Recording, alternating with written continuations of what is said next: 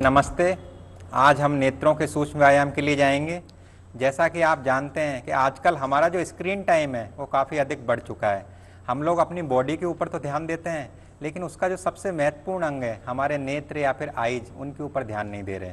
हम अपने लिए बाइसेप्स, ट्राइसेप्स, शोल्डर, सबकी मसल्स को एक्टिवेट करने के लिए, एंगेज करने के लिए एक्सरसाइज कर रहे हैं, पर नेत्रों के व्यायाम के ऊपर हम कभी ध्यान नहीं देते।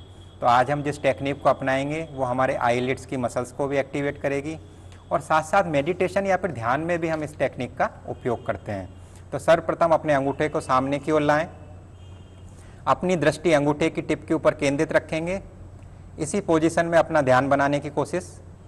धीरे धीरे इनहेल करते हुए अंगूठे को अपने आईब्रो के नज़दीक लाने का अभ्यास। दृष्टि हमारी अंगूठे की टिप के ऊपर केंद्रित रहेगी, इस चीज़ को ध्यान रखें। फिर पुनः एक्सेल करते हुए अंगूठे को धीरे धीरे वापस से दूर की ओर ले जाएंगे। दृष्टि हमारी अंगूठे की टिप के ऊपर ही केंद्रित रहेगी। तो ये प्रॉक्सिमल और डिस्टल का हमने अभ्यास किया। इसके बाद हम लोग अंगूठे का साइड वाइज मूवमेंट करेंगे।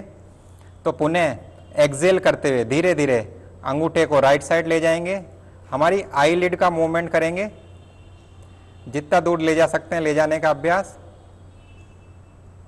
फिर पुनः इनहेल करते हुए वापस से अंगूठे को मिड लाइन के नज़दीक लाने की कोशिश। पुनः एक्सेल करते हुए लेफ्ट साइड ले जाने का अभ्यास और इनहेल करते हुए पुनः नज़दीक लाने की मिड लाइन पे कोशिश। इसके बाद हम जो आई के मूवमेंट के लिए जाएंगे वो है क्लॉकवाइज और एंटी क्लॉकवाइज मूवमेंट। तो वापस से पुनः अंगूठा हमारी दृष्टि के सामने की ओर, दृष्टि अंगूठे की टिप के ऊपर केंद्रित, सर्कुलर मोशन करेंगे। धीरे धीरे इनहेल करते हुए क्लॉकवाइज मूवमेंट करेंगे, दृष्टि अंगूठे की टिप के साथ साथ मूवमेंट करेगी।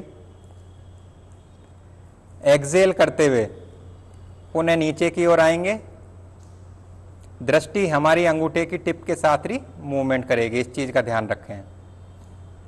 इस बार इसको एंटी क्लॉकवाइज मूवमेंट करेंगे।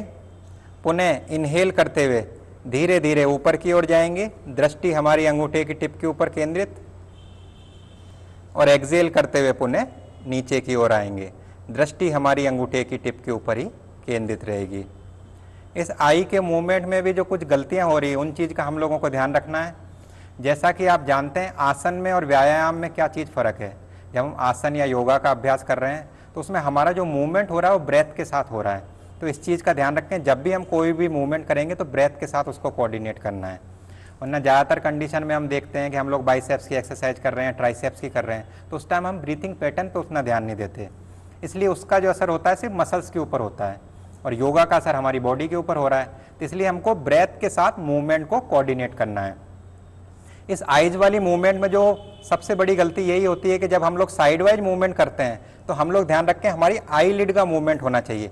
कई लोग धीरे धीरे अपनी गर्दन का भी मूवमेंट करना स्टार्ट करते हैं, तो जो मूवमेंट हो गया वो गर्दन का हो गया, हमको मूवमेंट करना है सिर्फ आई लिड का।